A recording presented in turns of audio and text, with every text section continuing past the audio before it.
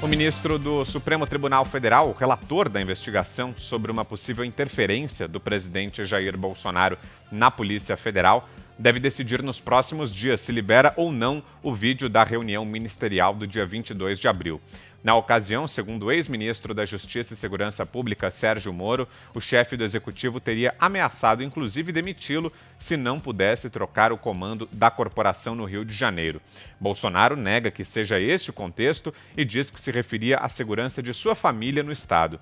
Celso de Mello, que está em São Paulo por causa do isolamento forçado pelo coronavírus, já havia tido informações sobre o conteúdo da reunião por meio do juiz auxiliar do seu gabinete.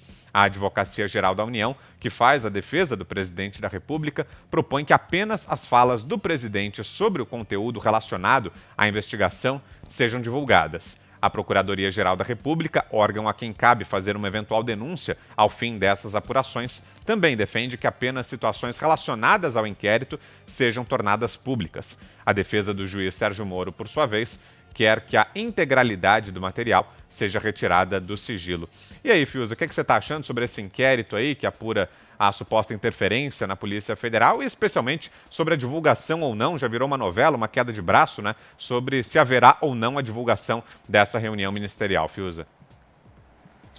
Pois é, Vitor, como o Augusto fez uma ressalva essencial, né, que é a separação entre o que o Paulo Marinho falou, né, sobre um suposto vazamento da Polícia Federal antes da posse do Bolsonaro e a denúncia do Sérgio Moro. O problema é que a politização do caso desfaz essa distinção que o Augusto fez com muita propriedade, né? Quer dizer, na verdade, a gente está vendo, inclusive o Zé Maria estava falando sobre a possibilidade de criação de uma CPI, e é claro que isso tudo vai sendo, a tentativa é de reunir todos esses supostos elementos para mostrar, né, que o governo Bolsonaro se afastou da pauta de combate à corrupção, né, e agora com a saída do Sérgio Moro, principalmente, em tese, esse ponto, essa premissa fica mais forte, pelo menos com quem deseja explorar o assunto. Eu acho, Vitor, que essa reunião dificilmente vai, né, assim, vamos supor que o Bolsonaro de fato montou ali um sistema de interferência direta nos processos da Polícia Federal, porque é disso que a gente está falando, é isso que importa, né? Quer dizer, o Bolsonaro, ele manda na nomeação do diretor-geral da Polícia Federal. Então, se ele achar que a gestão não está boa, ele pode querer trocar.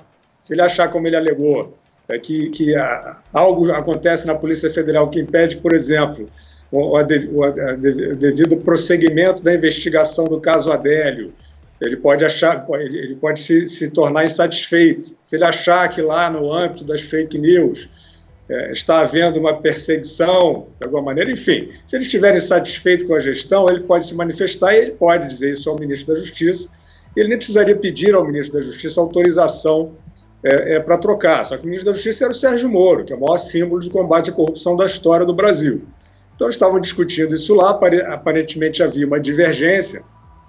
Mas, assim, vamos supor que não fosse nada disso, não fosse só essa divergência e que Bolsonaro realmente tenha estado interferindo em processos, barrando investigações, que aí seria gravíssimo, né, e motivo de processo de impeachment. Seria ou poderá ser, vamos ver como é que avançam as investigações. Aí, Vitor, eu acho que é muito pouco provável que numa reunião com todos os ministros presentes, o presidente da República, que tem, né, nessa hipótese, de fato, um plano de obstruir, de manipular a Polícia Federal, que ele vai externar isso de uma maneira aberta na presença de todos os ministros, que vai fazer um comício diante de todos os ministros, dizendo que não quer que a Polícia Federal prossiga no seu trabalho, né? Então, a impressão que eu tenho, Vitor, é que se há algo relevante sobre uma suposta manipulação da Polícia Federal pelo Bolsonaro, não é o vídeo dessa reunião que vai trazer. Você, Zé Maria? Olha, Vitor, eu já cheguei a uma conclusão sobre esse assunto aqui, viu? Conversei com o delegado da Polícia Federal e a avaliação é a seguinte: muitos tentaram, ninguém consegue controlar ou interferir no trabalho da Polícia Federal. nem o diretor-geral da Polícia Federal, muito menos um presidente da República ou ministro da Justiça. Já tentaram. Renan Calheiros já foi chefe da Polícia Federal, ele era ministro da Justiça. José Eduardo Cardoso e outros, né? Márcio Tomás Bastos, não haveria nem mensalão, né? Se fosse assim. É impossível, não há. Neste caso, e vamos colocar os pingos nos is aqui, nesse caso, no máximo, eu não estou dizendo o que houve, né? Mas no máximo é alguém da Polícia Federal, né, que queria vender facilidades para um governo que estava com grande expectativa. Bolsonaro não estava eleito, mas era grande a expectativa dele de ser eleito, né? O Haddad não tinha chance, todo mundo sabia disso. Então, o que pode ter acontecido, é que um delegado ou alguém da Polícia Federal obtivesse essa informação da operação, que é uma informação que não é liberada para todo mundo, né? E quisesse vender ali prestígio junto ao governo que estava chegando. Aí eu admito. Agora, controlar a Polícia Federal, nem neste caso, nem agora. Nunca houve. No máximo, se pode dizer, tentativa de controle de vários presidentes, pode ser do presidente Jair Bolsonaro. Então, assim, vamos lá, separar.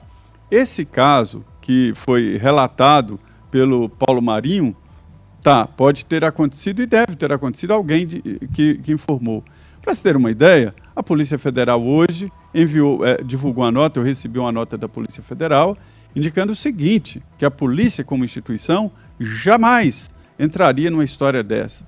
E abriu um inquérito para apurar. É o segundo de vazamento de informação nessa história da Furna da Onça, né? Então, é possível que um integrante da Polícia Federal tivesse a informação e quisesse vender essa facilidade ali para um governo que estava chegando. Hoje, esse vídeo, ele não altera muita coisa, em grande parte. Foi uma reunião de manhã inteira falando de vários assuntos. Só o Sérgio Moro é que quer a divulgação integral do vídeo, da reunião inteira. E isso vai desgastar o governo, não é o presidente Jair Bolsonaro só. O governo, além de palavrões, chega para lá, puxão de orelhas, né? Há críticas a governos e há críticas a poderes. Agora o ministro Celso de Mello já sabe quais são as críticas ao Supremo Tribunal Federal, né? Não precisa mais divulgar. Todo mundo já sabe, lá no Supremo, todo mundo já deve saber a essa altura, né? Então, são duas coisas diferentes. Primeira, nunca houve interferência. Nesse caso relatado pelo Marinho, mesmo que seja verdade, não é prova de interferência. É prova de que um integrante da Polícia Federal vendeu facilidade. E no caso do vídeo, o ministro Celso de Mello pode liberar apenas a parte que fala sobre Polícia Federal. Não tem nada a ver com China, com outros assuntos debatidos lá. Ministros e presidentes de bancos estatais estavam na reunião.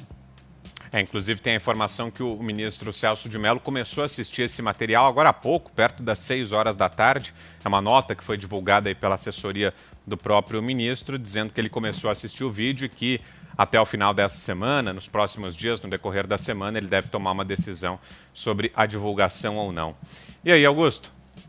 Bom, em primeiro lugar, eu acho que é evidente que a polícia que o ministro tem de se cingir ao objeto da investigação, que é essa parte que fala da Polícia Federal. Não tem sentido ele divulgar uma reunião do Ministério, primeiro trata de outros assuntos e trata com a liberdade que é comum em qualquer reunião desse tipo que ninguém imagina que vai se tornar pública. Eu, por exemplo, gostaria muito de assistir a uma daquelas reuniões do Supremo em que eles lavam a roupa suja, só eles, para saber se vocês acham que naquelas reuniões eles se chamam de Vossa Excelência, né, que eles falam aí da colenda corte, egrégio tribunal, pretório excelso. Não, a linguagem deles é muito mais crua, eles são iguais a quaisquer outros, embora posem de semideuses, tal. Eles são iguaizinhos. Né? A toga não transforma ninguém em santo, aí nós sabemos disso faz muito tempo. Então, ele abre um precedente, o Celso de Mello, se divulgar a reunião toda, que vai servir para isso. Então, a gente quer saber alguma coisa do Supremo, mostra ali como é que é a reunião, tem que passar a ser gravado. Tá? Eu não entendo por que se grava esse tipo de reunião. Se eu fosse integrante do governo, tem coisa que não pode aparecer na ata, né? Então, você tem excessos comuns nessas reuniões. É claro que alguns são absolutamente absurdos, né, se comprovados, mas tem que divulgar esta parte, ponto final. Agora, eu fico muito impressionado com o cinismo dos caras que ficam falando da rachadinha, e continuam praticando. A rachadinha é uma prática comum. Estão todos fazendo isso. Aqui na Assembleia Legislativa de São Paulo, a Janaína Pascoal, ela trabalha com 6, 8 assessores e diz, olha, eu tenho direito a 26, não sei por que os caras contratam para isso. Contrato para isso. O PT, falando sobre corrupção, não dá, né? É o Marcola falar da violência em São Paulo. É o Lula falar de roubalheira. É um presidente ladrão. Então fica todo mundo transformando o que acontece no entorno do Bolsonaro uma coisa mais grave do mundo. Se ele perdesse a eleição, ninguém estaria falando não do Flávio. Tenham certeza. Porque essa prática continua. Agora, vamos investigar para ver o que houve com relação à Polícia Federal, e eu encampo, sem ressalvas, o que disse o Zé, ninguém controla a Polícia Federal. A Polícia Federal é dividida em grupos, como qualquer organização grande. Se um não investiga, o outro investiga. Então, vamos investigar esse aspecto e ponto final. Senão a gente vai transformar o Supremo em divulgador de fofocas, né? Parece editor da revista Capricho.